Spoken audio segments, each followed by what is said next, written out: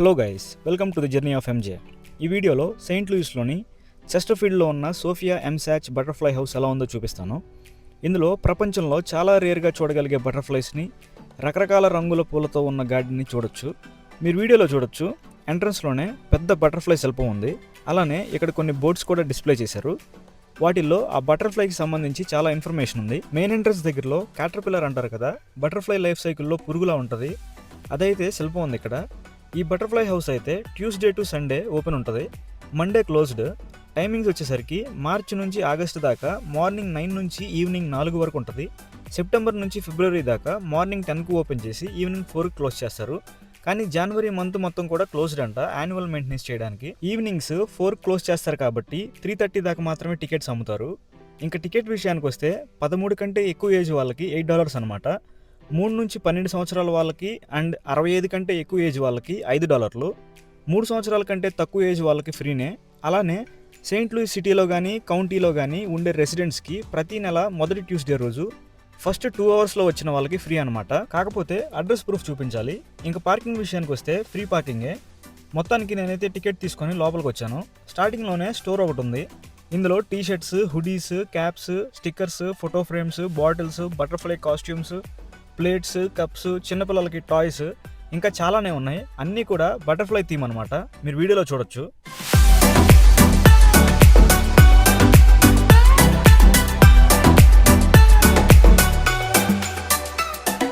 Butterflies ఉండే conservatory లోపలికి వెళ్ళబోయే ముందు ఇక్కడే కొన్ని పురుగులు, స్పైడర్లు డిస్ప్లే చేశారు. వీటిల్లో చాలా వరకు నేను ఇండియాలో చూశాను, కొన్ని అయితే చాలాసార్లు చంపాను కూడా. ఇదైతే కరీబియన్ హెర్మిట్ క్రాబ్ అంట. పేరులో క్రాబ్ ఉంది కానీ ఇది పురుగు మాత్రమే, క్రాబ్ అయితే కాదు.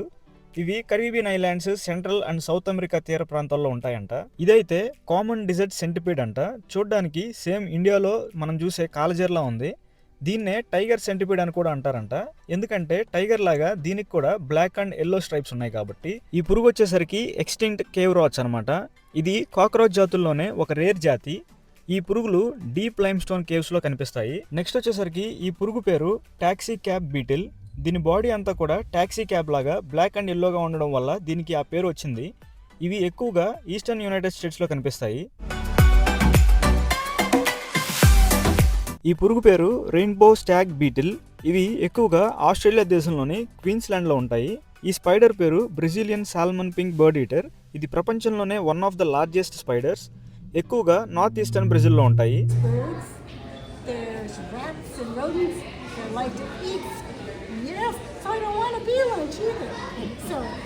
ఇది మెడగాస్కర్ హిస్సింగ్ కాక్రోచ్ అంట. ఈ పురుగుల్లో మేల్వి హిస్సింగ్ సౌండ్ ఎందుకు చేస్తాయంటే శత్రువులను భయపెట్టడానికి అండ్ ఫీమేల్ పురుగుల్ని ఇంప్రెస్ చేయడానికంట. ఇప్పటిదాకా ఇంప్రెసింగ్, ఫ్లర్టింగ్ మనుషుల్లోనే అనుకున్నాను, పురుగుల్లో కూడా ఉంటుందని ఇప్పుడే తెలిసింది. దీని పేరు థార్నీ డెవిల్ వాకింగ్ స్టిక్. ఇది సౌత్ ఈస్ట్ ఏషియాలో ఎక్కువ ఉంటాయంట. ఇక్కడ ఇలానే చాలా పురుగులు ఉన్నాయి, అన్నిటికి కూడా వీళ్ళే ఫుడ్ పెట్టి పెంచుతున్నారు.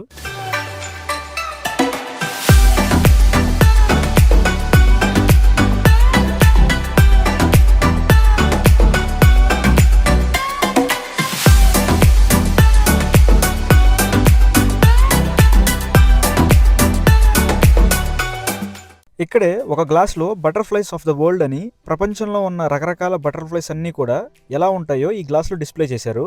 నేనైతే ఫస్ట్ టైం చూడడం ఇన్ని రకాల బటర్ఫ్లైస్ ఉంటాయని. మహా అయితే 4-5 రకాల బటర్ఫ్లైస్ చూసుంటానేమో ఇండియాలో ఉన్నప్పుడు. ఇన్ని రకాలు ఉంటాయని నాకు ఇప్పుడే తెలిసింది. మీరు వీడియోలో చూస్తే మీకు క్లారిటీగా అర్థమైద్ది. దీని పక్కనే రెస్ట్ రూమ్స్ అయితే ఉన్నాయి, ఏదైనా ఎమర్జెన్సీ అయితే వాడుకోవచ్చు. అలానే వాటర్ ట్యాప్ కూడా ఉంది. ఈ బటర్ఫ్లై హౌస్లో ఒక థియేటర్ ఉంది. ప్రతిరోజు మార్నింగ్ 10:30కి ఒకసారి అండ్ మధ్యాహ్నం 2కి ఒకసారి అందులో బటర్ఫ్లైకి సంబంధించి ఒక 17 నిమిషాల ఫిల్మ్ వేస్తారు. నేను యాక్చువల్లీ కరెక్ట్గా 10:30కి వచ్చాను. అది ఎలా ఉంటుంది ఏంటనేది మీరు కూడా కొంచెం సేపు చూసేయండి.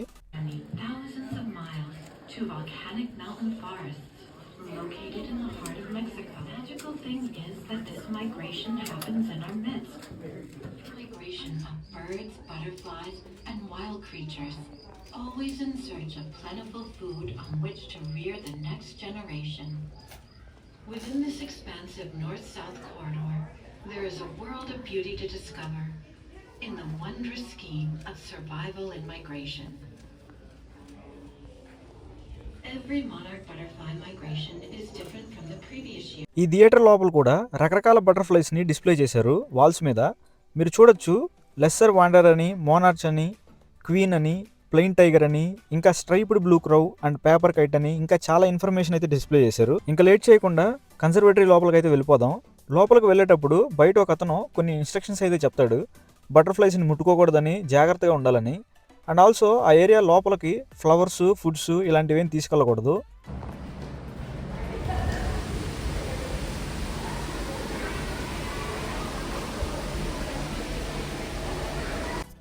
ఈ కన్సర్వేటరీ ఏరియా ఏంటంటే ఒక 8000 స్క్వేర్ ఫీట్ గ్లాస్డ్ క్లోజ్డ్ ఏరియా అనమాట. ఇందులో 1000 కంటే ఎక్కువ బటర్ఫ్లైస్ని ఒకటే ఏరియాలో చూడొచ్చు. వాటిల్లో కూడా 60 కంటే ఎక్కువ రకాల జాతులు అయితే ఉన్నాయి ఇక్కడ. ఈ కన్సర్వేటరీ ఏరియా టోటల్లీ బటర్ఫ్లైస్కి అనుకూలంగా ఉండేలా మెయింటైన్ చేస్తున్నారు. లైక్ ఇందులో ఉన్న మొక్కలన్నీ కూడా బటర్ఫ్లైస్ ఎక్కువగా వాలేవే పెట్టారు. ఇందులో 150 కంటే ఎక్కువ రకాల ట్రాపికల్ ప్లాంట్ జాతులు ఉన్నాయి. మీరు వీడియోలో చూడొచ్చు ఈ గ్లాస్ ఏరియా ఎలా ఉంటుందో ఏంటి అనేది. ఈ కన్సర్వేటరీ ఏరియా అయితే బయట నుంచి చూడడానికి ఇలా ఉంటుంది. ఇక్కడే బోట్స్ కూడా పెట్టారు. బటర్ఫ్లైస్ని టచ్ చేయొద్దని, ఈవెన్ చిన్నగా తాకినా కూడా వాటి కాళ్ళకి, రెక్కలకి డ్యామేజ్ జరగచ్చని పెట్టారు. ఈ ఏరియాలో పెట్టిన ప్రతి మొక్కకి అది ఏ మొక్క అనేది దాని మీద క్లియర్గా నేమ్ డిస్ప్లే చేశారు.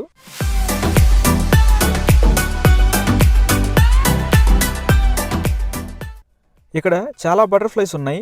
ఏది ఏ పేరో మనకు తెలియదు కాబట్టి క్లారిటీ కోసం ఇక్కడ కొన్ని ఫొటోస్ అండ్ నేమ్ డిస్ప్లే చేశారు. అలానే మీరు చూడొచ్చు వాటికి ఫుడ్ ఎలా పెడుతున్నారో. ఫుడ్ బౌల్స్ని హ్యాంగ్ చేసి వాటిలో ఫ్రూట్స్ పెడుతున్నారు. నాకు తెలిసి అవైతే పైనాపిల్ అండ్ బనానా అనుకుంటా.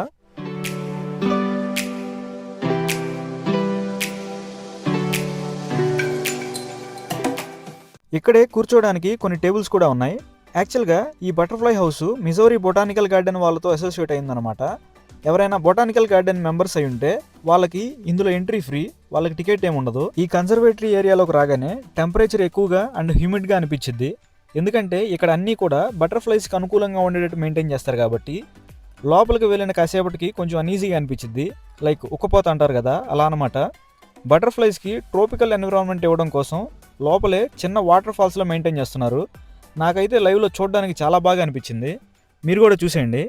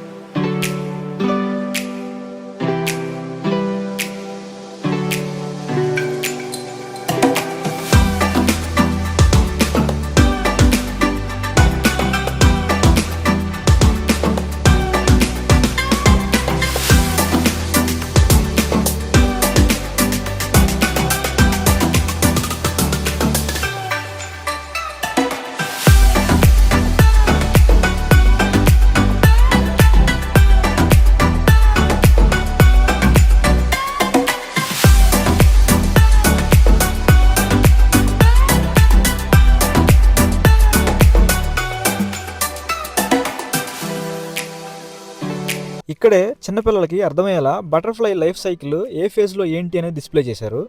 చిన్నప్పుడు సైన్స్లో చదివినవి ఫస్ట్ ఎగ్స్, దాని నుంచి క్యాటర్పిల్లర్, దాని తర్వాత ప్యూపా, లాస్ట్కి బటర్ఫ్లై. ఇక్కడే బటర్ఫ్లై లైఫ్ సైకిల్ని లైవ్లో చూడొచ్చు. మీరు వీడియోలో గమనిస్తే 2-3 బటర్ఫ్లైస్ మ్యాక్సిమం కనిపిస్తున్నాయి. మిగతావన్నీ కొన్నేమో ఆల్రెడీ బయటికి వచ్చేసాయి అండ్ ఇంకొన్ని రావాల్సి ఉంది.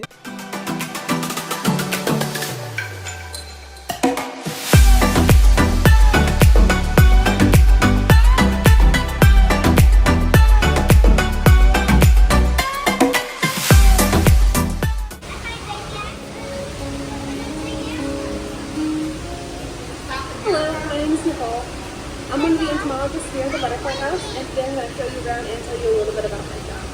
As you may know, we are breeding colonies of beetles, cockroaches, millipedes, and walking insects. Just behind the scenes. So ఈ కన్జర్వేటరీ అయితే ఇదనమాట. లోపల కిడ్స్ ఏరియా కూడా ఉంది. అందులో బటర్ఫ్లైస్కి సంబంధించి టాయ్స్, గేమ్స్ ఇంకా చాలానే ఉన్నాయి. ఇందులో నుంచి బయటికి వెళ్తే నేటివ్ బటర్ఫ్లై గార్డెన్ ఉంది. లోపల ఉన్నదేమో ట్రోపికల్ కన్జర్వేటరీ, బయటదేమో నేటివ్ బటర్ఫ్లై గార్డెన్. తేడా ఏంటో చెప్తాను. లోపల ఉన్నదేమో ట్రోపికల్ బటర్ఫ్లైస్కి, ఈ నేటివ్ బటర్ఫ్లై గార్డెన్ వచ్చేసరికి మిజోరీ స్టేట్లో లోకల్గా ఉండే బటర్ఫ్లైస్, అంటే ఇక్కడుండే క్లైమేట్కి తగ్గట్టు, ఇక్కడున్న మొక్కలకు తగ్గట్టు ఉండే బటర్ఫ్లైస్ కోసం ఇదైతే మెయింటైన్ చేస్తున్నారు.